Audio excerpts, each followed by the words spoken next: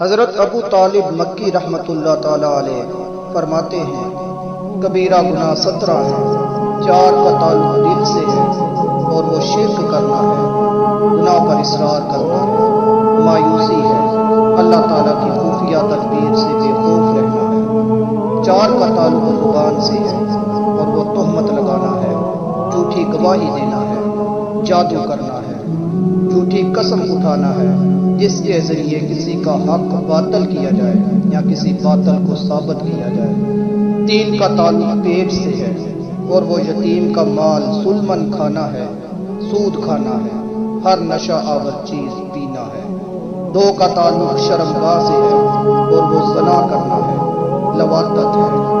2 کا تعلق ہاتھوں سے ہے اور وہ قتل کرنا ہے اور چوری کرنا ہے۔ 1 کا تعلق پاؤں سے ہے اور وہ جہاد سے فرار ہونا ہے۔ 1 گناہ کا تعلق پورے جسم سے ہے اور وہ والدین کی نافرمانی کرنا ہے۔